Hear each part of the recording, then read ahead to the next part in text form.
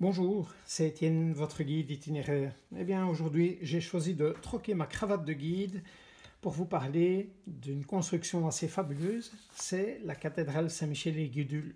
Et quoi de mieux que de partir des origines des constructions religieuses, notamment la cella romaine, qui servait de marché couvert, de lieu de justice, et qui a adopté assez vite le plan basilical tel qu'on le connaît encore pour certaines caractéristiques de l'architecture mérovingienne. D'ailleurs, vous avez un très bel exemple à ce niveau-là, c'est sous Saint-Pierre à Tournai. On a retrouvé donc le plan de l'ancienne église mérovingienne. Et puis, progressivement, on passera sous le pouvoir des Carolingiens, avec une architecture beaucoup plus complexe, avec le double transept, le narthex. Donc, un autre édifice majeur que nous avons en Belgique, c'est la très belle collégiale Saint-Ursmer de l'Aube. Dans la vallée de l'Escaut, donc le plan de l'architecture romane va plutôt s'apparenter à ceci, avec une tour lanterne. Tandis que dans la vallée de la Meuse, eh bien, on aura plutôt le plan ottonien. Donc, pourquoi je vous en parle? Dans sa complexité, eh bien, c'est ce qui va se faire notamment à Nivelles. Et entre Bruxelles et Nivelles, il y avait énormément de liens, notamment des liens liés aux propriétés de l'abbaye de Nivelles. Vous pouvez voir ici, d'ailleurs, le plan original donc, de la collégiale Saint-Michel, qui se trouve en dessous de la cathédrale du même nom, cathédrale Saint-Michel-et-Gudule actuellement. Donc vous pouvez voir aussi l'évolution de l'architecture gothique qui va progressivement remplacer le chœur et puis l'ensemble de l'édifice.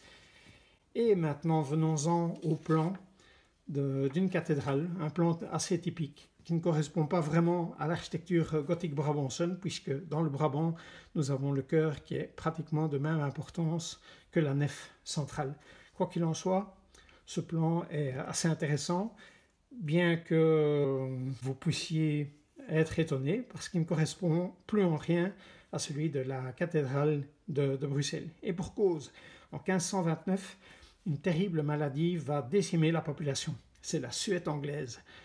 Et on s'aperçoit qu'en baladant le Saint-Sacrement à Bruxelles, eh bien, cette maladie est progressivement endiguée. Donc, on va décider de remplacer des petites chapelles dans les absidioles par une belle chapelle dédiée au Saint-Sacrement. Ça, c'était au XVIe siècle. Et on va équilibrer la structure de l'église en lui ajoutant une autre chapelle vers le transept sud.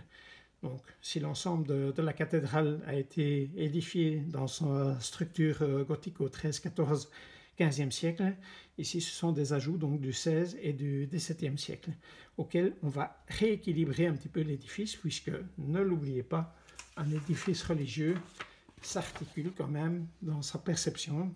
On entre par les ténèbres et on va vers la lumière. Donc vous avez la référence au transept et donc à la croix. Voilà, la cathédrale de Bruxelles a bien d'autres trésors, notamment celui d'abriter une prison, d'abriter une méridienne, d'expliquer aussi l'histoire juive de Bruxelles, du moins vue d'une manière très caricaturale, et dont l'Église s'est d'ailleurs excusée. Et puis, elle a surtout un bâton royal au niveau de son porche d'entrée. Je ne peux que vous inviter à venir suivre nos parcours dès que la crise sanitaire sera derrière nous. À bientôt!